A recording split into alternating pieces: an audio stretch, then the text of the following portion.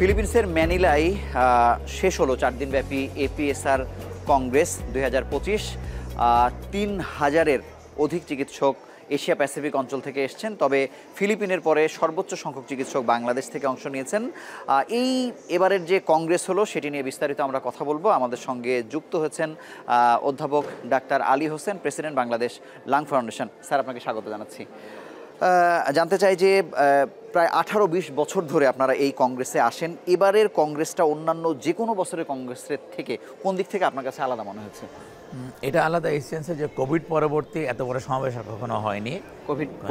কোভিডের পরে সিঙ্গাপুরে একটি হয়েছিল, এরপরে হংকংয়ে হয়েছিল, কিন্তু তখন এত চিকিৎসক তখনও কোভিডের জন্য যায়নি। কিন্তু এবার কিন্তু যেহেতু কোভিড অনেক বছর হয়ে গেছে, এবার অনেক চিকিৎসক এখানে অংশগ্রহণ করেছে। বিশেষ করে বাংলাদেশ থেকে প্রায় 500 চিকিৎসক এসেছেন, তার মধ্যে আমাদের লাং ফাউন্ডেশনে প্রায় 350 মেম্বার এসেছেন। পাশাপাশি সারা বিশ্ব থেকে, আমেরিকা, ইউরোপ থেকে বিভিন্ন স্পিকাররা এসেছেন এবং অনেক অর্গানাইজাররা এসেছেন বিভিন্ন, যেমন European society of respiratory medicine, Australian society of respiratory medicine, American society of respiratory medicine, Japanese society of respiratory medicine. এটার প্রেসিডেন্ট, সেক্রেটারিরা এবং মেম্বাররা এখানে এসে জয়েন করেছেন। কিন্তু এই যে অর্গানাইজার, চিকিৎসক ছাড়াও ওষুধ কোম্পানি বা নতুন নতুন প্রযুক্তি যারা তৈরি করছেন, এই যে আমরা নানান স্টল দেখছি, আরও কারা কারা এটাতে অংশগ্রহণ করেন? বিভিন্ন ওষুধ কোম্পানি যারা এসেছেন তারা সবচেয়ে নতুন ওষুধগুলো এখানে নিয়ে এসেছেন। যেমন ইন্টারস্টিশিয়াল লাং ডিজিজে নেরান্ডোমিলাস নামে একটা ওষুধ আবিষ্কার হয়েছে, যেটা 25 বছরের পরে এবারে সেকেন্ড একটা ওষুধ আবিষ্কার হয়েছে। এর আগে যে ওষুধগুলো ছিল সেগুলো 25 বছর আগে। 25 বছর পরে? হ্যাঁ, 25 বছর পরে এসেছে এবং এটা বোরিঙ্গের কোম্পানি বের করেছেন। এটা কি বাংলাদেশে এখনো পৌঁছেনি? আমি বোরিঙ্গের কোম্পানির সাথে কথা বলেছিলাম, ওরা বললো যে বাংলাদেশের যেতে আরো 3 থেকে 4 বছর সময় লাগবে। সুতরাং আমরা ওদের সাথে কথা বললাম যে আমাদের দেশে প্রচুর এই রোগীগুলো আছে ইন্টারস্টিশিয়াল লাং ডিজিজের, এবং যাদের এবিলিটিও আছে ওষুধ কেনার, কিন্তু ওষুধটি নেই। তো ওরা বললো যে আমরা যদি চেষ্টা করি, আমাদের সরকার যদি এখানে রাজি হয়, তাহলে কিন্তু এই ওষুধটা হয়তো আগামী 6 মাসের মধ্যে আমাদের দেশে নেওয়া সম্ভব। তা আমরা চাচ্ছি যে এটা যাওয়ার জন্য, কারণ এই ওষুধের পার্শ্ব প্রতিক্রিয়া একেবারেই নাই, এটা খুবই একটা ইফেক্টিভ ওষুধ। আমরা চাই যে আমাদের রোগীর এটার বেনিফিটটা পাক। বাংলাদেশের চিকিৎসায় আমরা দেখি যে আসলে বিজ্ঞান মনস্কতার অভাব অনেকদিন থেকে আমরা শুনে আসি, কিন্তু এই যে এপিএসআরে যে আপনারা এত বছর থেকে আসলে যুক্ত হচ্ছেন, এখানে 3 শতাধিক চিকিৎসক আসলো, সেখানে আসলে গবেষণা কতগুলা নিয়ে আসছে বা আমাদের তরুণ চিকিৎসকরা কতটা ভালো করছে, মানে আমাদের আশার খবর কি? এবার আমাদের ফাউন্ডেশনের প্রায় 43 জন চিকিৎসকের প্রবন্ধ অ্যাকসেপ্ট হয়েছে। 43 জন, এটা হাইয়েস্ট। এবং আমি মনে করি যে তরুণ চিকিৎসকরা আমাদের প্রায় 6 জন প্রাইজ পেয়েছে এর মধ্যে। তার মধ্যে একজন পেয়েছে আপনার গোল্ড মেডেল, বাকিরা ব্রোঞ্জ মেডেল পেয়েছে। এবং এটা খুবই আশার বিষয় যে আমাদের দেশের মতো একটা দেশ থেকে 6 জন চিকিৎসক প্রাইজ পাওয়াটা কম্পিট করে, এবং প্রায় 43টা দেশের চিকিৎসকের সাথে কম্পিট করে কিন্তু প্রাইজটা পেয়েছে। এটা কিন্তু কম কথা না। এবং তরুণদেরকে আপনারা দেখি যে বাংলাদেশ লাং ফাউন্ডেশন প্রচন্ড মাত্রায় অ্যাপ্রিশিয়েট করেন, মানে এটা আসলে কি চিন্তা করে করেন? আমার তো মনে হয় তরুণদেরকে আমরা অ্যাপ্রিশিয়েট করে এই সেন্সে যে এরাই তো আগামী দিনে চিকিৎসক হবেন, এবং এরাই তো নতুন প্রযুক্তিগুলো অ্যাকসেপ্ট করবেন। এদের হাতেই তো আমাদের পরবর্তী প্রজন্মের চিকিৎসার ভারটা। সুতরাং আমরা যদি এদেরকে প্রপারলি এডুকেট করতে না পারি, তাহলে আমাদের জনগণ কার কাছে চিকিৎসা নেবে? আমাদেরকে আবার সে বিদেশ নির্ভর হতে হবে। সুতরাং আমরা আমাদের সেই জন্য লাং ফাউন্ডেশন সবসময় চাই যে এরা উঠে আসুক, নতুন প্রযুক্তি শিখুক, নতুন চিকিৎসা ব্যবস্থা শিখুক, যাতে করে আমরা তাদের থেকে চিকিৎসা নিতে পারি। এই যে এই আয়োজন গত বছর হংকং হলো, এবার ফিলিপিন্সে, আগামীবার মালয়েশিয়াতে, কেন বাংলাদেশ আয়োজক দেশ হতে পারে না? এখানে কি বাংলাদেশের পলিটিক্যাল স্ট্যাবিলিটি বা আনস্ট্যাবিলিটি এগুলো আসলে ইস্যু কিনা? আমরা সক্ষম কিনা? আমরা ফাইন্যান্সিয়ালি সক্ষম না একদিক থেকে। তার কারণ হচ্ছে এরকম একটা প্রোগ্রাম করতে হলে এপিএসআর হেডকোয়ার্টারের সাথে এক ধরনের প্রতিদ্বন্দ্বিতা করতে হয়। এই প্রতিদ্বন্দ্বিতায় কিন্তু ওদেরকে কমপক্ষে হলেও প্রায় $60,000 পে করতে হয়, কমপক্ষে। মানে এখানে বাংলাদেশ গভর্নমেন্টকে অবশ্যই ইনভলভ হতে হবে। এখানে গভর্নমেন্টের ইনভলভমেন্ট এটা সম্ভব না, এটা বিশাল একটা অ্যামাউন্ট। পাশাপাশি এরকম একটা আয়োজন করতে হলে কমপক্ষে আমাদেরকে আরো $20,000 খরচ করতে হবে। এটা তো একটা বিশাল একটা অ্যামাউন্ট, সেই জন্য আমাদের পক্ষে আসলে খুবই ডিফিকাল্ট। হয়তো আমরা ওদের ভবিষ্যতে পারবো, এখন না হলেও স্বপ্ন তো আছে।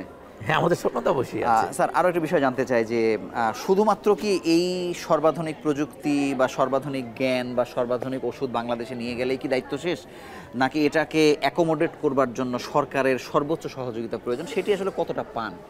এটা তো সত্যিকার অর্থে সরকার সহায়তা সম্ভব না। তার কারণ হচ্ছে সরকারকে এক্ষেত্রে এগিয়ে আসতে হবে। আমরা টেকনিক্যাল সাপোর্ট দিতে পারি, পাশাপাশি আমাদের যে ফার্মাসিউটিক্যাল কোম্পানিগুলো আছে তাদেরকেও এগিয়ে আসতে হবে। তার কারণ হচ্ছে ফার্মাসিউটিক্যাল কোম্পানিগুলোর সহায়তা, সরকারের সহায়তা ছাড়া শুধুমাত্র ফাউন্ডেশনের পক্ষে এটা সম্ভব না। এটা সম্ভব না, কিন্তু সেক্ষেত্রে বাংলাদেশ সরকার সহযোগিতা কিভাবে করতে পারে, আর কোন কোন উপায়ে, বা আর্থিক সহযোগিতা আপনাদেরকে করতে পারে কিনা? বাংলাদেশ সরকার সহযোগিতা করতে পারে খুব ভালোভাবেই, কিন্তু কথা হচ্ছে যে আমাদের দেশের একটাই সমস্যা, সেটা হচ্ছে যে স্টেপে স্টেপে প্রতিবন্ধকতা। আর এখানে কিন্তু একটা খুব সুবিধা আছে, যেমন আমি একটা উদাহরণ দিচ্ছি। আমরা যখন ভিসার জন্য ডিফিকাল্টি ফেস করলাম, তখন আমরা জাস্ট এই সেক্রেটারিয়েটকে লিখলাম, ওরাই কিন্তু ফিলিপাইন এমবাসিকে অর্ডার দিয়ে দিল ভিসা দেওয়ার জন্য। আমাদের দেশের প্রেক্ষাপটে কিন্তু এটা সম্ভব না।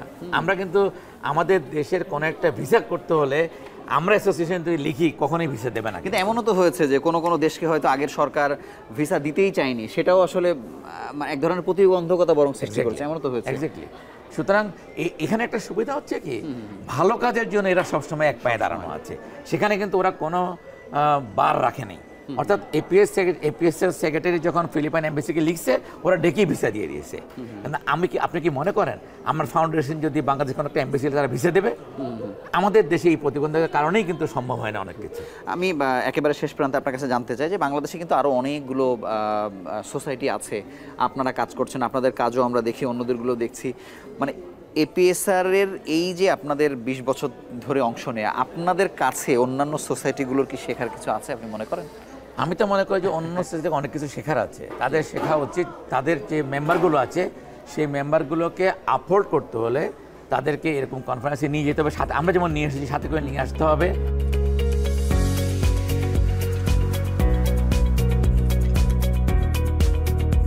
স্যার, 29 বছর ধরে এই কংগ্রেস আসলে চলছে। এক বছর থেকে তার পরের বছরে কতটা আপডেটেড জ্ঞান বা প্রযুক্তিগত সক্ষমতা এইসব নিয়ে আসলে আলোচনা হয়? আসলে প্রতি বছর কিন্তু শুধু আপডেট, শুধু জ্ঞান হয় না, আপডেট রোগীর নির্ণয় ক্ষেত্রে আপডেট হচ্ছে, চিকিৎসার ক্ষেত্রে আপডেট হচ্ছে, তারপরে রোগীর প্রতি আমাদের প্রগনোসিসটা কী হবে সেটা আপডেট হচ্ছে, আর নতুন যে রোগটা পৃথিবীতে আসছে তার জন্য নতুন কি চিকিৎসা ব্যবস্থা এই দেশে আসছে, এই সবগুলোই কিন্তু আপডেট হচ্ছে। অ্যাজ এ হোল আমরা বলতে পারি চিকিৎসা শাস্ত্রে রেসপিরেটরি মেডিসিনের রোগ শনাক্তকরণ থেকে রোগ সুস্থ করা পর্যন্ত যেসব স্টেপগুলো আছে, প্রতিটা স্টেপেরই আপডেটগুলো প্রেজেন্ট করা হয় এপিএসআর কনফারেন্সে প্রতি বছর। এই 29তম আসরে ঠিক কবে থেকে বাংলাদেশ বা বাংলাদেশ লাং ফাউন্ডেশন এটার সঙ্গে যুক্ত হয়েছে? বাংলাদেশের সাথে যুক্ত 2007 সাল থেকে, এবং 2007 সাল থেকেই আমরা এখানে রেগুলার আসছি। এর আগেও কিন্তু আমরা আসতাম, তখন আমরা বাংলাদেশ লাং ফাউন্ডেশনকে রিপ্রেজেন্ট করতাম না, তখন আমরা আসতাম অ্যাজ এ ফিজিশিয়ান হিসাবে। বাংলাদেশ লাং ফাউন্ডেশন আসলে এটার সাথে খুব ওতপ্রোতভাবে জড়িত। এটার ফরম্যাটটা কীরকম? আমরা সবসময় দেখি যে আপনারা এখানে নেতৃত্ব দেন। আমাদের এখানে একটা ওদের সাথে মেমোরেন্ডাম অফ আন্ডারস্ট্যান্ডিং আছে। সেই আন্ডারস্ট্যান্ডিংয়েতে আমাদের অ্যাসোসিয়েশন থেকে কিছু কাউন্সিলর আছে, বিভিন্ন যে অ্যাসেম্বলি আছে সেখানে আমাদের অ্যাসেম্বলি হেড আছে, এছাড়া এক্সিকিউটিভ কমিটিতে আমাদের মেম্বাররা আছে, পাশাপাশি বিভিন্ন টেকনিক্যাল কমিটিতে আমাদের অ্যাডভাইজাররা আছে। অর্থাৎ এদের প্রতিটা কমিটিতে লাং ফাউন্ডেশনের মেম্বাররা আছে, এবং লাং ফাউন্ডেশনের মেম্বারদের সাথে পরামর্শক্রমেই তারা ঠিক করে যে বাংলাদেশ থেকে কারা কারা আসবে এবং কে কোন পোস্টে এখানে এসে চেয়ারপারসন হিসেবে থাকবে, কে টেকনিক্যাল সাপোর্ট দিবে, কে ওয়ার্কশপে মনিটর করবে, কে হয়তো আরেকটা সেশনের চেয়ারপারসন হবে।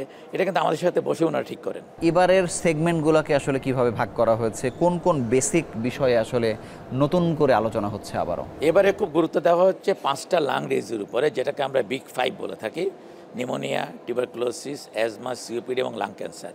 এই 5টা কিন্তু এখন ওয়ার্ল্ডে একটা গ্লোবাল প্রবলেম। অর্থাৎ এই ডিজিজগুলোই কিন্তু এখন প্রিভ্যালেন্স বেড়ে যাচ্ছে এবং এদের মর্টালিটি অনেক হাই। কোভিড পরবর্তী এই 5টা ডিজিজের কারণে সারা পৃথিবীব্যাপী যেমন এদের প্রিভ্যালেন্স বাড়ছে, তেমন মর্টালিটিও বাড়ছে।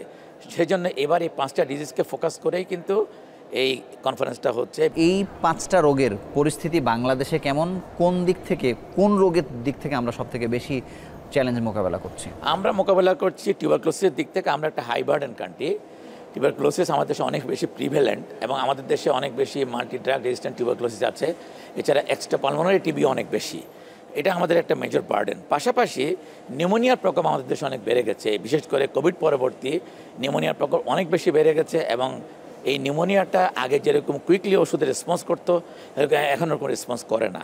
সেটা হতে পারে কোভিড পরবর্তী ইমিউনিটি চেঞ্জ হওয়ার কারণে। সেজন্য আমাদের দেশে দুটো ডিগ্রি প্রিভ্যালেন্স, পাশাপাশি অ্যাজমা সিওপিডিও বাড়ছে আমাদের দেশে পাল্লা দিয়ে। সুতরাং কোনো ডিজিজই কিন্তু আমাদের দেশে কম না, এবং আমাদের দেশে যেহেতু পপুলেশন বেশি, প্রিভ্যালেন্স অফ ডিজিজও অনেক বেশি। যেমন লাং ক্যান্সার আগে আমরা এত দেখতাম না, এখন প্রচুর লাং ক্যান্সার পেশেন্ট পেয়ে থাকি। আগে লাং ক্যান্সার একটা এল্ডারলি গ্রুপের মধ্যে হতো, আমরা ইয়াং জেনারেশনে ক্যান্সার পাচ্ছি। আগে সিওপিডি হতো এল্ডারলি পপুলেশন, স্মোকার ছিল, এখন আমরা নন স্মোকার মধ্যে সিওপিডি পেয়ে যাই। সুতরাং ডিজিজের যে ডাইভার্সিফিকেশন, এটা আমাদের দেশে যেরকম বাড়ছে গ্লোবালিও বাড়ছে। সুতরাং আমার মনে হয় যে আমরা যারা এখানে এসেছি, আমরা এখান থেকে অনেক নতুন কিছু নিয়ে আমাদের দেশের প্রেক্ষাপটে সেটাকে মানে কাস্টমাইজ চিকিৎসা দিয়ে আমার মনে হয় আমাদের পেশেন্টদেরকে উপকৃত করতে পারবো। আপনারা যেমন বাংলাদেশে পালমোকন করেন, এটি যেমন প্রতি বছর ভেন্যু চেঞ্জ হয়, এটা বাংলাদেশ পর্যন্ত কবে পৌঁছবে আসলে? এটা বাংলাদেশ পর্যন্ত পৌঁছা খুব কঠিন কাজ না, কিন্তু আমরা অনেকবারই ওরা আমাদেরকে বলেছিল, অ্যাপ্রোচ করেছিল। আমাদের যেটা সমস্যা সেটা হচ্ছে আমাদের পলিটিক্যাল স্টেবিলিটি। এটা খুবই একটা ইম্পর্টেন্ট ইস্যু। পলিটিক্যাল যদি স্টেবল গভর্নমেন্ট থাকে, স্টেবল পলিটিক্স সিজন থাকে, তাহলে এটা করা সম্ভব। আমরা শুরু করলাম, মাঝখান থেকে রেস্টলেস হয়ে গেল। আমাদের দেশের সমস্যা হচ্ছে কখন মানুষ রাস্তায় নামবে বলা ইজ ডিফিকাল্ট, কিন্তু এখানে তো সেই সুযোগ নাই। এখানে দেখেন টাইফুন হচ্ছে, কিন্তু টাইফুন হচ্ছে ঠিকই, কিন্তু কনফারেন্স কিন্তু বন্ধ নাই। সুতরাং এখানকার প্রতিকূল অবস্থাতেই কিন্তু সরকার এদেরকে সর্বমোট সাপোর্ট দিচ্ছে যাতে করে এটা করতে পারে, কারণ এখানে পৃথিবীর বিভিন্ন দেশ থেকে স্পিকার সবাই আসছে। এখানে গভর্নমেন্টের একটা সদিচ্ছা আছে, গভর্নমেন্ট খুব বেশি এদের প্রতি অবলাইজ, তারা চায় এটা হোক, বিদেশ থেকে লোকজন আসুক দেখুক, সেই জন্য এটা সম্ভব। আমাদের যদি এরকম সাপোর্ট পাই, এটা করা খুব কঠিন কাজ না। স্যার, মানে এই এপিএসআর ছাড়াও সারা পৃথিবীতে যে কনফারেন্সগুলো হয়, মানে বাংলাদেশিদের জন্য আসলে এটাই বেস্ট কনফারেন্স কিনা, আপনি কি মনে করেন? আমি মনে করি এটা বাংলাদেশের বেস্ট কনফারেন্স, এই জন্য যে এশিয়া প্যাসিফিক রিজনের যে সমস্যা সেটা ইউরোপ এবং আমেরিকার মতো না। সুতরাং এশিয়া প্যাসিফিক রিজনের সমস্যা আমাদের সাথে মিলে, ফিলিপাইন, চায়না, সিঙ্গাপুর, নেপাল আমাদের সাথে মিলে। ওদের সমস্যা আমাদের সময় একই রকম, ওদের অর্থনৈতিক অবস্থা আমাদের মতোই। সুতরাং ওরা যেভাবে নিজেদেরকে আপহোল্ড করতেছে, আমরাও কিন্তু ওদের সাথে মিলে আপহোল্ড করতে পারি। It's could A model for us. সুতরাং আমরা মনে করি যে এশিয়ান দেশগুলোকে লক্ষ্য রেখে যদি আমরা আগাতে পারি, তাহলে আমাদের লক্ষ্যটা আসলেই পূরণ হবে। স্যার, আপনাকে অসংখ্য ধন্যবাদ আমাদের সঙ্গে যুক্ত হওয়ার জন্য। আমরা ছোট্ট একটি বিরতি নিয়ে ফিরছি কিছুক্ষণের মধ্যে।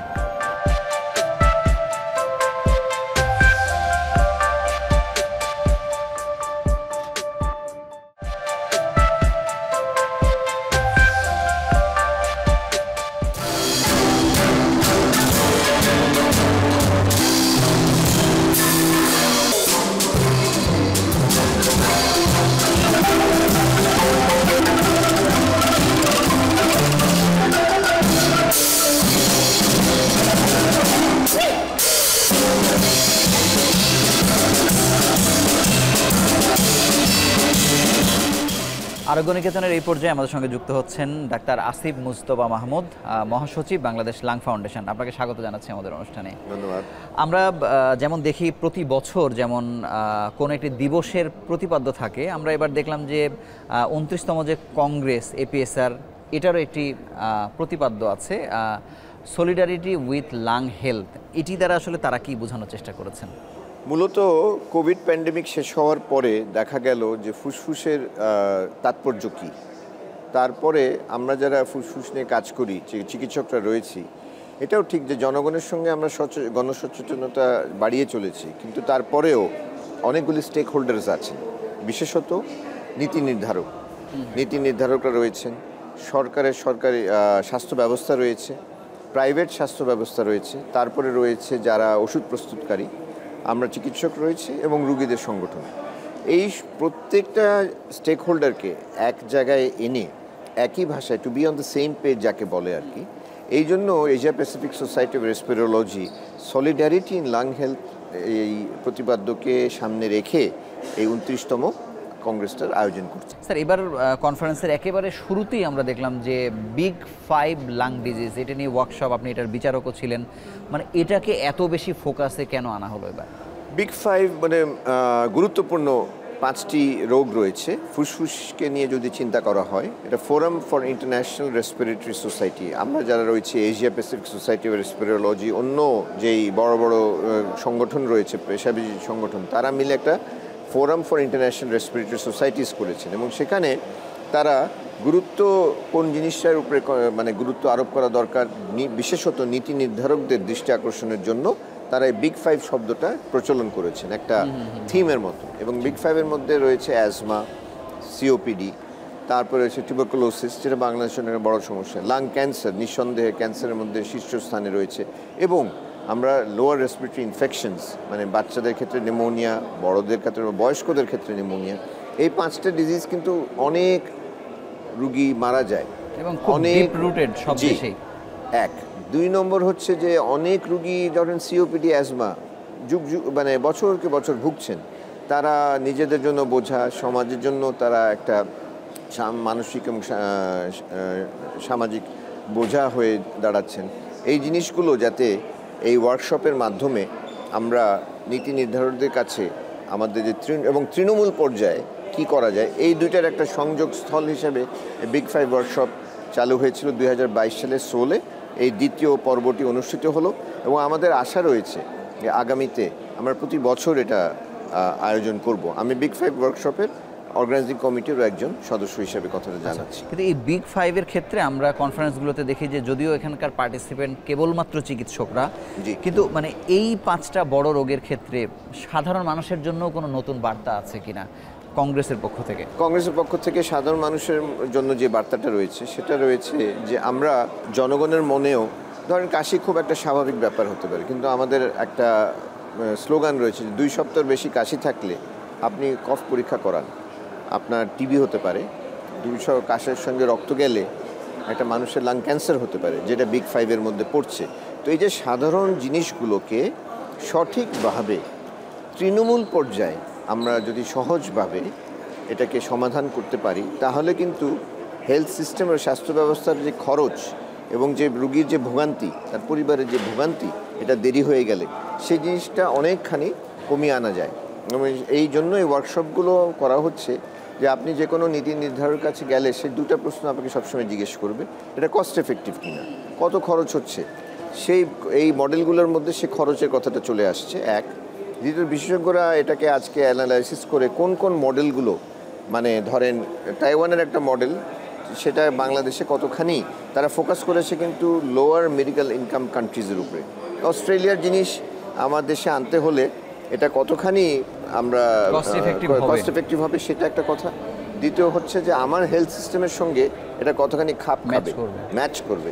এই জিনিসগুলো সাধারণত এই ধরনের কনফারেন্সে মানে যেই ধারা চলে আসছিল যে শুধু বৈজ্ঞানিক অগ্রগতি নিয়ে আলোচনা হতো, কিন্তু পেশেন্টের সমস্যাটা কিন্তু কিছুটা অবহেলিত থেকে যেত।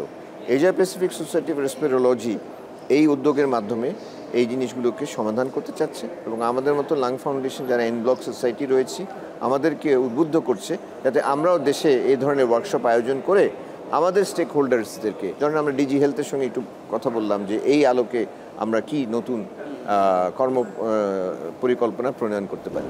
স্যার, এই যে এন ব্লক সোসাইটির মেম্বার আপনারা হয়েছেন, এটি অবশ্যই অনেক গুরুত্বপূর্ণ। বলা যায় আপনারা এখন নীতি নির্ধারক এপিএসআর-এর, মানে এটি বাংলাদেশকে আলাদা কোনো সুবিধা দেয় কিনা? নিঃসন্দেহে দেয়। আপনি জেনে খুশি হবেন যে আজকের এই কংগ্রেসে বাংলাদেশ থেকে প্রায় 170 জন এখানে ওনারা অংশগ্রহণ করছেন। প্রথমত এই কনফারেন্সের জন্য রেজিস্ট্রেশন করতে একজন এন ব্লক সোসাইটি মেম্বার উনি কিছু ডিসকাউন্ট পান।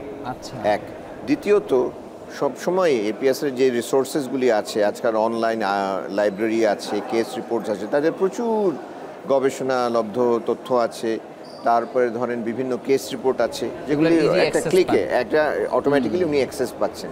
তৃতীয়ত আজকে আপনারা জেনে খুশি হবেন যে বাংলাদেশের অনেক নবীন গবেষকরা কিন্তু তারা কিন্তু পুরস্কার প্রাপ্ত হচ্ছেন।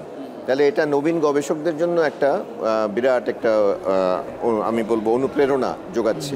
এবার 44টা অ্যাবস্ট্রাক্ট এখানে গৃহীত হয়েছে। তাহলে আস্তে আস্তে আমাদের যারা নবীন গবেষক এবং চিকিৎসক রয়েছেন, বক্ষবিদ্যা বিশেষজ্ঞ, তাদের জন্য অনুপ্রেরণা উৎসাহ যোগাচ্ছে এই কংগ্রেসে। এবং আমাদের এন ব্লক সোসাইটির মাধ্যমে আমরা তাদের এই ধরনের কর্মশালার সঙ্গে কর্মকাণ্ডের সাথে খুব নিবিড়ভাবে সম্পৃক্ত আছি। স্যার, বিগ ফাইভের ক্ষেত্রে জানতে চাই যে এবারের আলোচনা যতটুকু হয়েছে, মানে চিকিৎসকদের জন্য আসলে নতুন কি তথ্য? ধন্যবাদ। চিকিৎসকদের জন্য যে নতুন তথ্যটা আমরা দেখতে পাচ্ছি যে আমরা রিসেন্টলি আর্টিফিশিয়াল ইন্টেলিজেন্সের কথা শুনছি। আর্টিফিশিয়াল ইন্টেলিজেন্সকে চিকিৎসক সমাজ অথবা বাইরের থেকে চিকিৎসার প্রতি একটা কিছুটা হুমকির মতন মনে হচ্ছে, যে অনেকজনে আলোচনা করছে যে এআই থাকলে আর চিকিৎসকের প্রয়োজন হবে না। এআইকে সাথে নিয়ে মানুষ, চিকিৎসক, স্বাস্থ্যকর্মী আরও অনেক বেশি এটার উৎপাদন অথবা অনেক প্রোডাক্টিভিটিটা বাড়িয়ে দিতে পারে। আমি আপনাকে একটা এক্সাম্পল দিই। বাংলাদেশে এই কার্যক্রমটা পরিচালিত হচ্ছিল, এখন একটু থমকে আছে। এআই দিয়ে টিবি রোগ নির্ণয়, পিঠে বহন করে একটা মেশিন নিয়ে যাচ্ছে তৃণমূল পর্যায়ে, এক্স রে হচ্ছে, সেটা এআই দিয়ে এবং এটা ইন্টারপ্রিটেশন হয়ে আমরা টিবি রোগী চিহ্নিত করছিলাম। টিবি বাংলাদেশের জন্য একটা বড় সমস্যা, এই ফিলিপিন্সের জন্য একটা বড় সমস্যা, সারা এশিয়ার জন্য বড় সমস্যা। আমরা এই জিনিসটাকে এআই এর মাধ্যমে আমরা কিন্তু খুব সুন্দরভাবে এখানে দেখালেন তাইওয়ানের গবেষকরা যে ওনারা এআইকে ব্যবহার করে ওনারা কিভাবে টিবি রোগী, এবং শুধু তাই নয়, টিবির বাইরেও বক্ষব্যাধি যাদের রয়েছে তাদেরকে আইএলডির মতন রোগ আমরা চিহ্নিত করতে পারছি। স্যার, এই যে বাংলাদেশের ওয়েল স্ট্রাকচার, যেটি কমিউনিটি হেলথ ক্লিনিকের ক্ষেত্রে বলা হয়, কমিউনিটি ক্লিনিকের ক্ষেত্রে, মানে এই যে টুলসগুলো আসলে সাধারণ অন্যান্য রোগের ক্ষেত্রে ছড়িয়ে ছিটিয়ে আছে, এগুলো ডিটেকশনের ক্ষেত্রে, মানে ফুসফুসের যত্ন বা ফুসফুসের ট্রিটমেন্টের জন্য এটা ছড়ানো উচিত কিনা বা কতটা ছড়িয়েছে প্রান্তিকে? নিঃসন্দেহে ছড়ানো উচিত। যেমন ধরেন, আমাদের ফুসফুস নিয়ে কাজ করতে গেলে আমাদের কফ পরীক্ষা, জিন এক্সপার্টের মতন একটা উন্নত প্রযুক্তি এখন উপজেলা পর্যায়ে সরকারের যাত্রী যক্ষ্মা নিয়ন্ত্রণ কর্মসূচির মাধ্যমে এটা ছড়িয়ে গেছে। এআই এর কথা বলছেন, ওটা চলমান প্রক্রিয়া, কিছুটা থমকে গেছে, সেটা আবার আশা করি যে এটা আবার উঠে দাঁড়াবে এবং সচল হবে। তৃতীয়ত যে কথাটা হচ্ছে যে আমরা শ্বাস প্রশ্বাসের যখন কোনো ডায়াগনোসিস করতে যাই, আমরা সবাইকে বলি যে ঠিক যেমন বুকের ইসিজি করা হয় হার্টের জন্য, আমাদের একটা স্পাইরোমেট্রি, আমরা বলি যে ফু দিয়ে আপনার কম্পিউটারে দিয়ে আপনার শ্বাস ক্ষমতাটা মাপবো, লাং ফাংশন টেস্ট, স্পাইরোমেট্রি। এই যে যন্ত্রটা রয়েছে, এই যন্ত্রটাকে আপাতত এখন ধরেন শুধু মেডিকেল কলেজ অথবা বিশেষায়িত হাসপাতালে এটা সীমাবদ্ধ রয়েছে। এটাকে আরও আমরা বিকেন্দ্রীকরণ করে আমরা যদি থানা পর্যায়ে এনসিডির সঙ্গে যদি আমরা স্পাইরোমিটারটাকে কানেক্ট করে দিই, ইন্টিগ্রেট করে দিই, তাহলে ওইখানেই ওই স্বাস্থ্যকর্মী স্পাইরোমিটারের রেজাল্টটা দেখে বলতে পারবে যে আপনি এদিকে চলে যান। তাহলে একেবারে, এবং খুব একটা জটিল জিনিস না, খুব একটা ব্যয়বহুলও না, যারা তারাও এটাকে খুব সহজভাবে ব্যবহার করতে পারবে। তাহলে আমরা মনে করি যে এই যে স্পাইরোমিটার, এটা কিন্তু এখনও আমাদের সেই এনসিডিতে যায়নি, উপজেলা পর্যায়ে যায়নি, এটাকে আমরা গভীরভাবে চিন্তা করতে পারি। স্যার, আপনাকে অসংখ্য ধন্যবাদ আমাদের সঙ্গে যুক্ত হওয়ার জন্য। আমরা আরও একটি ছোট্ট বিরতি নিয়ে ফিরছি কিছুক্ষণের মধ্যে।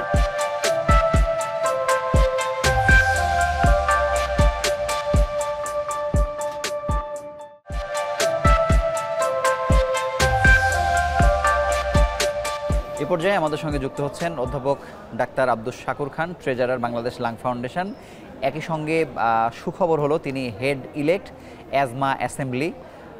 আপনাকে স্বাগত জানাচ্ছি আমাদের। ধন্যবাদ। আমি একটা অন্যরকম প্রশ্ন দিয়ে আপনার কাছে শুরু করতে চাই যে একসময় তো সাধারণ একজন পার্টিসিপেন্ট হিসেবেই এপিএসআর কংগ্রেসে আপনারা যুক্ত হয়েছিলেন, সেখান থেকে একেবারে বলা যায় এখন আপনারা নীতি নির্ধারণী পর্যায়ে এসছেন। মানে এই জায়গাতে আসতে কত সময় আসলে লাগলো, এখন কেমন লাগে? হ্যাঁ, আপনি যদি বলেন তাহলে এপিএসআরে আমাদের পদযাত্রাটা বলি। একদম শুরুতে যখন আমরা আসি, একদম নিয়মমাফিকভাবে আমরা তখন শুধুমাত্র পার্টিসিপেন্ট ছিলাম, রেজিস্টার্ড পার্টিসিপেন্ট। এটা অনেক দিন আগের কথা বলছি। তারপরে কালে কালে আমাদের মধ্য থেকে অনেকেই সায়েন্টিফিক পেপার দেওয়া শুরু হলো।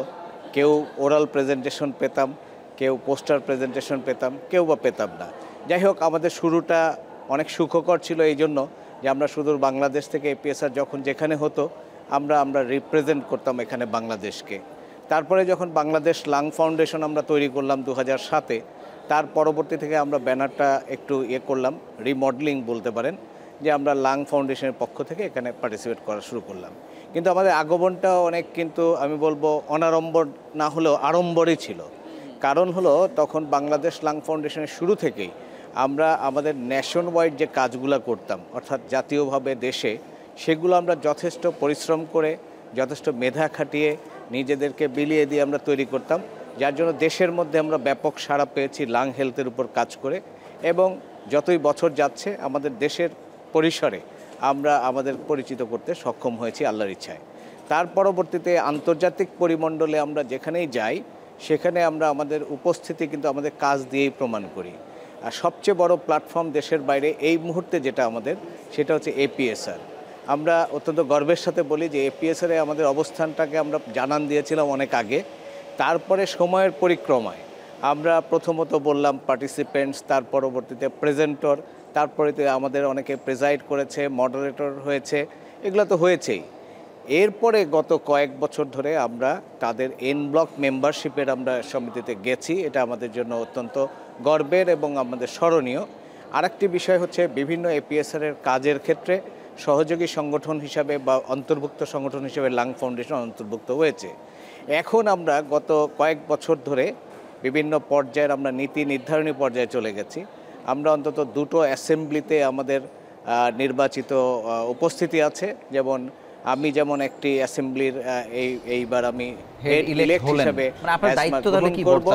একই সাথে আমার সহযোগী আরেকজন আছে, আমাদের জয়েন্ট সেক্রেটারি কাজী সাইফুদ্দিন বেন্নুর, সেও আরেকটা অ্যাসেম্বলির হেড ইলেক্ট হিসাবে আসছে। আপনাদের দুজনের তাহলে রেসপন্সিবিলিটি এখন কি? এই রেসপন্সিবিলিটি অত্যন্ত গুরুত্বপূর্ণ রেসপন্সিবিলিটি আমি বলবো, কারণ অ্যাজমা নিয়ে যত কাজ হয়, আমি বলবো আমাদের যে কাজ হয় এই নলেজ শেয়ারিংগুলো আমাদের এই অন্তর্ভুক্ত দেশগুলোর মধ্যে হবে। একই সাথে গবেষণার প্রস্তাবনা যেগুলো আসে সেগুলোতে আমাদের মতামত দিতে হয় এবং আমাদের সুচিন্তিত মতামতের ভিত্তিতে বিভিন্ন কার্যক্রম এখানে গ্রহণ করা হয়। তাছাড়া অ্যাজমা রিলেটেড আমাদের দৈনন্দিন যে প্রোগ্রেস অফ আমি বলবো যে রিসার্চ, এগুলো আমাদের APSR থেকে হয়। আমরা অ্যানুয়ালি কিছু প্রোগ্রাম ফোকাস করি এবং সেই অ্যানুয়াল রিপোর্টগুলো শুধু ফোকাস করা না, এটা আমাদের 3 মাস বা 2 মাস ভিত্তিক বিভিন্ন রিপোর্ট প্রদান করা হয়। আমরা ইয়াং সায়েন্টিস্ট যারা আছে তাদের কাছ থেকে বিভিন্ন কাজ এবং পেপার আহ্বান জানাই। তার মধ্যে থেকে আমরা আবার তাদের অ্যাওয়ার্ড দিয়ে থাকি। তো এই ধরনের অ্যাওয়ার্ড দেওয়া চলমান কাজ, এটা কিন্তু একটি সংগঠনের একটি পর্যায়কে অর্থাৎ অ্যাজমার উপর কাজকে সামনে এগিয়ে নিয়ে যায়। এই নীতি নির্ধারণী যে কাজগুলো আছে সেখানে যেমন আমাদের উপস্থিতি থাকে, আমাদের কাজ থাকে, আমাদের মতামত দেওয়া হয়। একইভাবে এই অ্যাজমা অ্যাসেম্বলি কিন্তু বছরের শেষে আমরা আবার বসি। একটু আগে আমি মিটিং করে আসলাম, লিডারশিপ মিটিং, সেখানে আমার উপস্থিতি ছিল, লাং ফাউন্ডেশনের রিপ্রেজেন্টেশন ছিল। বিগ 5 ডিজিজ নিয়ে আলোচনা আমরা বিস্তারিত করেছি আরেকজন সহ আলোচকের সঙ্গে, কিন্তু আমি জানতে চাই যে এগুলোর কি বাংলাদেশের মতো করে গাইডলাইন কি আপনারা এখন পর্যন্ত তৈরি করতে পেরেছেন কিনা? প্রথমত হলো এই বিগ 5 লাং ডিজিজ, এটা তো গেল 5টা ডিজিজ। আমরা ইতিমধ্যেই জানি যে এগুলো কিন্তু গ্লোবাল গাইডলাইন আছে। তো গ্লোবাল যে গাইডলাইনগুলো আছে, যেমন অ্যাজমার ক্ষেত্রে জিনার গাইডলাইন আছে, COPD-র ক্ষেত্রে গোল্ড গাইডলাইন আছে, এরকম গাইডলাইন কিন্তু আছে। তো গাইডলাইন একটা হচ্ছে চলমান প্রক্রিয়া, একটা থাকে, এটা সংস্করণ হয় বছর পর পর অথবা 2 বছর পর পর অনেক কিছু পজিটিভ ইনপুট হয়। সেই পজিটিভ ইনপুটগুলাই আমরা রিজিওনাল ভিত্তিতে আমাদের মতামতটাকে যদি দিতে পারি, বাংলাদেশ পার্সপেক্টিভ, রিজিওনাল পার্সপেক্টিভ, এবং এই মতামত আদান প্রদানের মাধ্যমে কিন্তু ওই গাইডলাইনগুলো আরও সম্প্রসারিত হবে, আরও রিচ হবে। সেই ক্ষেত্রে অবশ্যই যেহেতু আমরা লিডারশিপে আছি, we have good communication and good participation with regional and extra regional arena and association. আমরা মনে করি যে আমাদের অভিজ্ঞতা, আমাদের দক্ষতা, আমাদের চিন্তাভাবনাকে তাদের সাথে শেয়ার করে এই ধরনের কার্যক্রমকে সামনের দিকে এগিয়ে নিয়ে যেতে পারি। স্যার, জানতে চাই যে আপনারাও একসময় তরুণ ছিলেন, এখন অনেক তরুণরা এখানে আসছে, আপনারা অভিভাবক হিসেবে নিজেদের জায়গা এখানে তৈরি করেছেন। মানে বাংলাদেশের তরুণ চিকিৎসকদের জন্য APSR কত বড় ভূমিকা পালন করছে, কত গুরুত্বপূর্ণ, এবং আপনারা থাকার কারণে তাদের অ্যাক্সেসটা কত ইজি হয়েছে? আপনি এটা বলেছেন, এটা খুবই গুরুত্বপূর্ণ, অর্থবহ। কারণ হচ্ছে কোনো একটি জেনারেশনে এসে যদি কাজ আটকে যায় তাহলে কাজ কিন্তু চলমান থাকে না। আমরা আমাদের ইয়াং বয়স থেকে কাজ শুরু করেছি, এখন একটা পর্যায়ে চলে এসেছি। আমাদের কিন্তু ফলোয়ার্স ধাপে ধাপে প্রচুর আছে, এটা আমাদের গর্ব করার মতো একটি বিষয়। আমরা সবসময় মনে করি নেতৃত্ব বলেন, এক্সপার্টিস বলেন, এইটা নিম্নমুখী হতে হবে। অর্থাৎ উপরে যারা ভালো কাজ করছেন, ভালো নির্দেশনা রাখছেন এবং এই ধরনের কার্যক্রমের সাথে সম্পৃক্ত আছেন, সেই কাজটা কিন্তু তাদের হাতে সীমাবদ্ধ থাকবে না। এটা পর্যায়ক্রমের generation to generation, group to group নিচের দিকে ধাবমান হতে হবে। আমরা অত্যন্ত আশাবাদী যে ইতিমধ্যেই আমাদের ইয়াং জেনারেশন, মিড জেনারেশন, এরা কিন্তু সফলতা দেখাচ্ছে। তাদের প্রচুর গবেষণাপত্র এখানে অ্যাকসেপ্ট হয়েছে, তারা প্রবন্ধ উপস্থাপন করছেন, পোস্টার প্রেজেন্ট করছেন এবং আমাদের সাথে চলছেন। এই চলমান প্রক্রিয়ায় এই যে আমাদের লিডারশিপ, এটা অবশ্যই সিনিয়র থেকে জুনিয়রের দিকে ধাবমান থাকা উচিত এবং থাকছে। স্যার, বাংলাদেশে মানে এই 5টা বড় রোগ ছাড়াও অন্যান্য ছোট ছোট যত বক্ষ ব্যাধি আছে সেগুলার তো ওভারলোডেড, মানে এইটাকে মিট আপ করার কোনো সায়েন্স কি আসলে আছে? আসলে তো নাই। আমরা একটা জিনিস মনে করি যে আমাদের সমস্যা যতই জটিল হোক, সমস্যার সমাধান আছে। প্রশ্ন হলো সমাধানটা কিভাবে হবে। এই প্রশ্নটা যদি হয় তাহলে আমাদের রোগের বার্ডেন, পপুলেশন বার্ডেন অনেক বেশি, আপনি জানেন। আমার ইকোনমি কেমন আমি জানি, আমার অনেক সীমাবদ্ধতা আছে আমি জানি। তাহলে এই সীমাবদ্ধতা এবং ইকোনমিক স্ট্রেংথ এটাকে মাথায় রেখেই আমাদেরকে এই বিগ 5 ডিজিজ না, রেসপিরেটরি ডিজিজগুলোকে মোটামুটি বলতে পারেন দুটো ভাগে ভাগ করতে পারি। একটা সংক্রমণ ব্যাধি যেটা সংক্রমণের মাধ্যমে হয়, একটা নন কমিউনিকেবল ডিজিজ অর্থাৎ হচ্ছে অসংক্রামক ব্যাধি, যেগুলোই আমাদের মধ্যে অনেক বেশি আছে, অ্যাসমা, সিওপিডি সহ আরও। এবং এদিকে ইনফেকশাসের মধ্যে tuberculosis and non tubercular infection. Challenge কিন্তু এখানে মারাত্মক।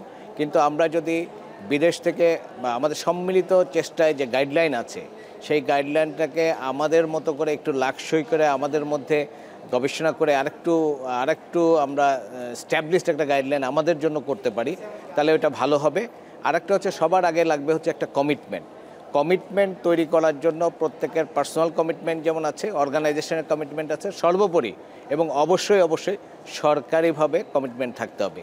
সরকার কমিটমেন্ট তখনই দেবেন যখন আমরা বোঝাতে পারবো দিজ আর আওয়ার প্রবলেমস, এবং এই প্রবলেমগুলোকে ওভারকাম করতে গেলে আমাদের এই অর্থনীতিতে আমাদের এই ধরনের অ্যাপ্রোচ নিলে আমরা উপকৃত হব। সেই ক্ষেত্রে দেশের অভিজ্ঞতা এবং বিদেশ থেকে আহরণ করা অভিজ্ঞতাকে কাজে লাগিয়ে সরকারকে কিন্তু আমাদের বোঝাতে হবে।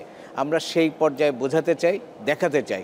নিশ্চয়ই আমরা যদি বোঝাতে পারি, সরকার যদি সেটা বোঝেন এবং রাষ্ট্রীয়ভাবে আমার মনে হয় এই ধরনের হেলথ অ্যাপ্রোচ আমরা যদি নেই, আগামী দিনের যে স্বাস্থ্য প্রক্রিয়া, স্বাস্থ্য গবেষণা ইত্যাদি যে বাংলাদেশের অবস্থান, এটা সুদৃঢ় হবে। এবং বাংলাদেশের বিশেষ করে লাং হেলথের উপর আমি যদি বলি, লাং হেলথের যে ঝামেলাগুলো আমাদের আছে বা আমাদের যে না পাওয়াগুলো আছে, এগুলো থেকে অনেকটাই প্রশমন হবে। আমি একেবারে ছোট্ট করে আপনার কাছে শেষ প্রশ্ন জানতে চাই যে ইউএসএআইডির ফান্ড বন্ধ হওয়ার কারণে তো একটা জটিলতা তৈরি হয়েছে, কিন্তু আপনারা যে ইন্টারন্যাশনালি কানেক্টেড, সেটি কি আসলে কোনো ফান্ড বাংলাদেশ পর্যন্ত পৌঁছাতে কাজের ক্ষেত্রে, প্রশিক্ষণের ক্ষেত্রে বা অন্য প্রতিরোধের ক্ষেত্রে কোনো রোল প্লে করতে পারে কিনা, এরকম কোনো বিষয় কি আছে কিনা? দেখেন, এখন বাস্তবতা হলো আমরা চলার পথে, আমাদের কাজের পথেও কিন্তু আমরা দেখলাম হঠাৎ করে ইউএস ফান্ড আমাদের থেকে উঠে গেছে, এবং উঠে যাওয়ার পর আমাদের খুব মূল্যবান কিছুগুলো কাজ ছিল, সেটাও স্থবির হয়ে গেছে, বন্ধ হয়ে গেছে। কিন্তু এর সাথে কিছু আশার ব্যাপার আছে। যখন কোনো জায়গা থেকে উৎস বন্ধ হয়ে যায়, তখন কিন্তু স্বাভাবিকভাবে আমরা অন্য উৎসের দিকে খেয়াল করি। ইতিমধ্যে আমরা বিকল্প কিছু উৎস দিয়ে আমাদের পেন্ডিং কাজগুলো আগানোর চেষ্টা করছি। এবং আমরা যেহেতু ন্যাশনালি শুধু নয়, ইন্টারন্যাশনাল বডির সাথে কানেক্টেড আছি, আমরা যদি উপযুক্তভাবে বিশ্বাস করি যে এই প্রবলেমগুলো আমরা তুলে ধরতে পারি, তাহলে ওই ফান্ডগুলো আবার আসার যেমন সম্ভাবনা থাকবে, একই সাথে বিকল্প ফান্ড তৈরি হবে বলে আমরা আশা করি। মানে একটা জিনিস আমরা সবসময় বিশ্বাস করি কাজ করার ক্ষেত্রে, কোনো কাজই কিন্তু মসৃণভাবে করা যাবে না, এটাই সত্য। এই অমসৃণ কাজকে মসৃণ করার জন্য এটা আসলে কিছুই না, এটা একটা মনে করেন যে একটা সমঝোতার ব্যাপার, একটা বিজ্ঞানভিত্তিক আলোচনার বিষয়। এবং এটা যে রিজিয়নে, যে পর্যায়ে, যেখানে দাবি করতে হবে সেখানে যদি উপস্থাপন করি, তাহলে আমরা বিশ্বাস করি যে আমাদের এই ধরনের নেগেটিভ অবস্থানগুলো পরিবর্তন হয়ে আমরা সামনে পজিটিভলি আগাতে পারি। স্যার, আপনাকে অসংখ্য ধন্যবাদ আমাদের সঙ্গে যুক্ত হওয়ার জন্য। আমরা শেষ বিরতি নিয়ে আলোচনায় ফিরছি আবার।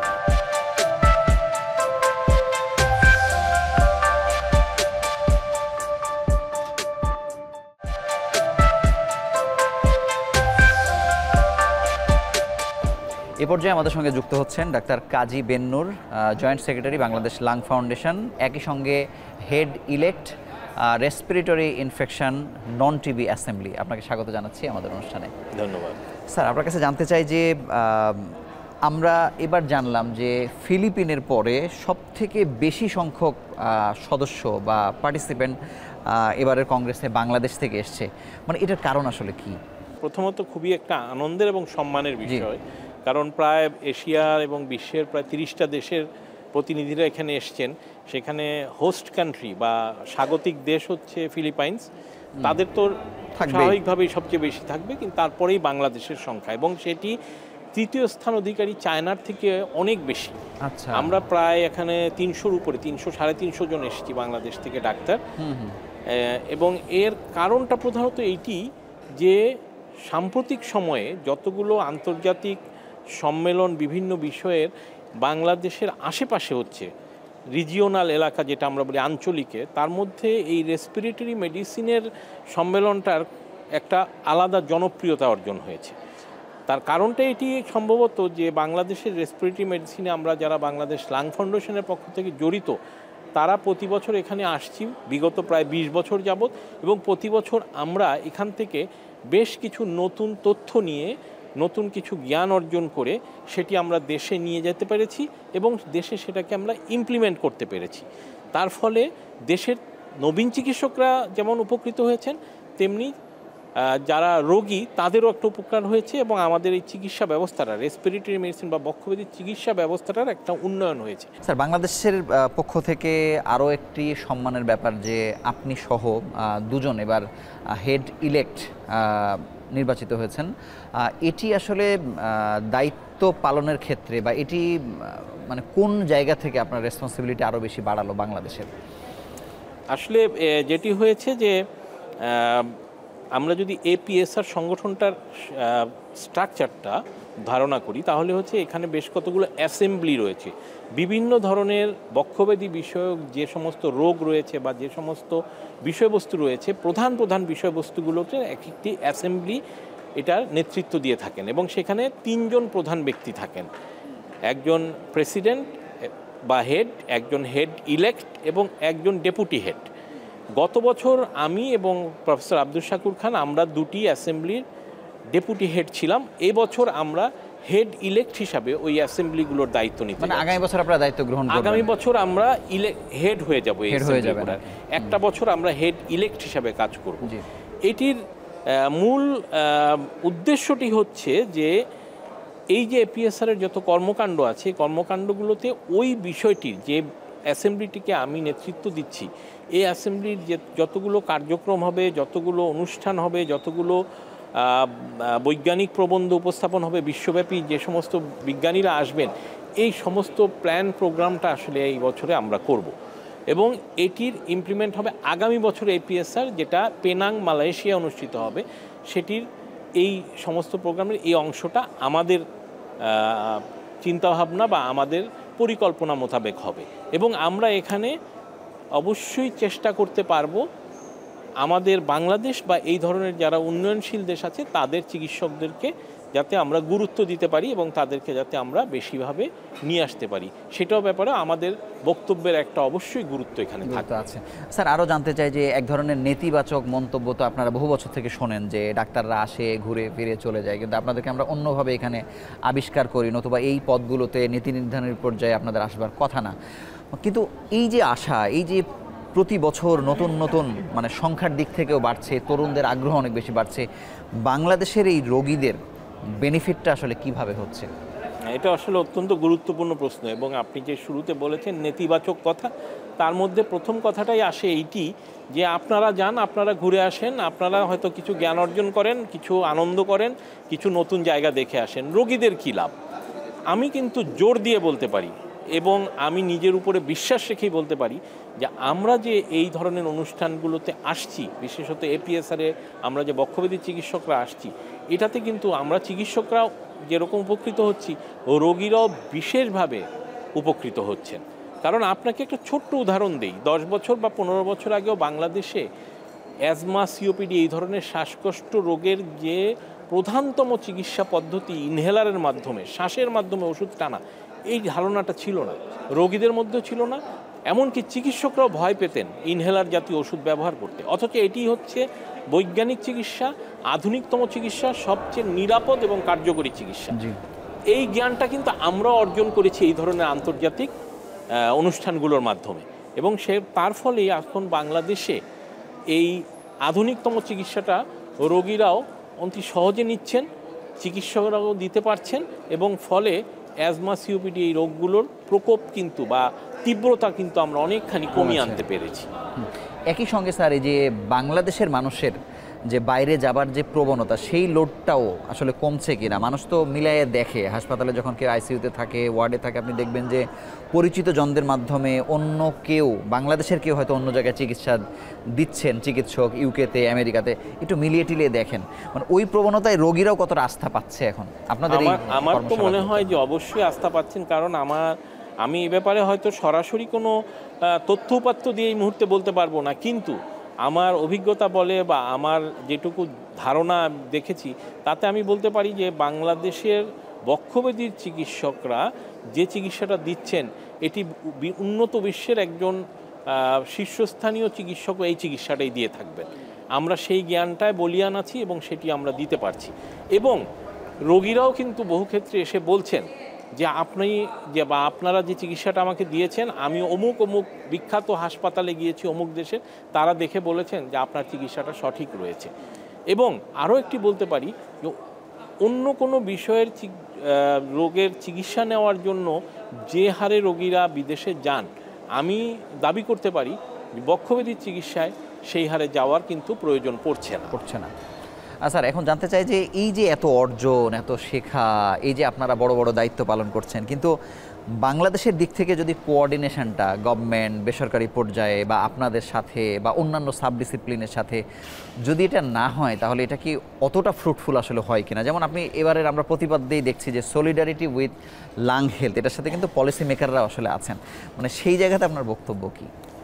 এই জায়গায় বক্তব্য একটি, সেটি হচ্ছে যে আসলে আমরা যখন শুরু করেছি তখন কিন্তু যারা নীতি নির্ধারক তাদের এখানে যুক্ত হওয়ার এইটা খুব বেশি মাত্রায় ছিল না, কিন্তু সময়ের সাথে সাথে কিন্তু আমাদের নীতি নির্ধারকরা, আমাদের স্বাস্থ্য প্রশাসকরা এই ব্যাপারটা বুঝতে পেরেছেন এবং এখন কিন্তু তারা এটার সাথে যুক্ত হচ্ছেন এবং আমাদেরকে উৎসাহও দিচ্ছেন। আমি যেমন উদাহরণ হিসাবে বলতে পারি যে বাংলাদেশের যে সর্ববৃহৎ বক্ষব্যাধি হাসপাতাল, একটি মহাখালীর জাতীয় বক্ষব্যাধি হাসপাতাল, সেটির পরিচালক মহোদয় এবার এসেছেন এখানে। আমাদের যে শ্যামলীতে যে দ্বিতীয় বৃহত্তর টিবি হাসপাতাল রয়েছে, সেটির পরিচালক যেই ম্যাডাম, উনিও এখানে এসেছেন।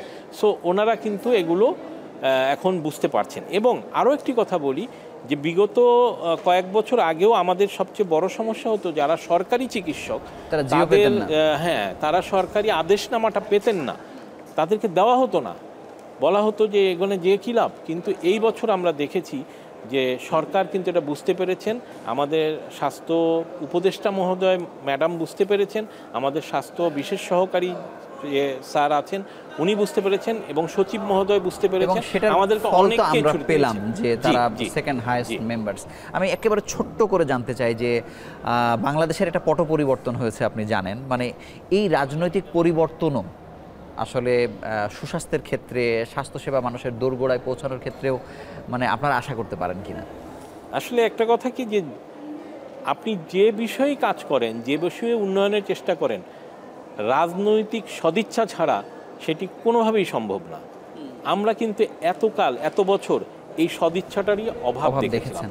সবাই কিন্তু স্বাস্থ্য নিয়ে নিজের আখের গোছানোর চেষ্টা করেছেন, নিজের যা পাওয়ার প্রয়োজন সেটি অর্জন করার চেষ্টা করেছেন, কিন্তু দেশকে, রাষ্ট্রকে, রোগীদেরকে, অসহায় মানুষদেরকে দেওয়ার জন্য যে একটি সদিচ্ছা ভিতরে তৈরি, সেটা ছিল না। আমরা পট পরিবর্তনের পরে অন্তত এইটুকু বুঝছি যে হ্যাঁ, সদিচ্ছা অবশ্যই আছে এবং যারা নেতৃত্ব দিচ্ছেন এবং সামনেও যারা আসবেন, আমরা আশা করতে পারি এই রাজনৈতিক সদিচ্ছাটা ছাড়া তারা কিন্তু আসলে চলতে পারবে না, তাদেরকে এটা করতে হবে। তারা সেটিকে অবশ্যই হৃদয়ঙ্গম করেছেন এবং আমরা অবশ্যই এটা নিয়ে অত্যন্ত আশাবাদী হতে পারি যে বাংলাদেশের স্বাস্থ্য ব্যবস্থায় একটা ইতিবাচক প্রভাব আসছে। স্যার, আপনাকে অসংখ্য ধন্যবাদ আমাদের সঙ্গে যুক্ত হওয়ার জন্য। 24 পরবর্তী বাংলাদেশের রাজনৈতিক দলগুলোর মধ্যেও আমরা দেখছি যে তাদের নির্বাচনী ইশতেহারের মধ্যে স্বাস্থ্যকে অনেক বেশি গুরুত্ব দেওয়া হচ্ছে। এপিএসআরের মতো আন্তর্জাতিক আসরে বাংলাদেশের চিকিৎসকরা বহু আগে থেকে আসছেন এবং নীতি নির্ধারণী পর্যায়ে এখন পৌঁছে গেছেন।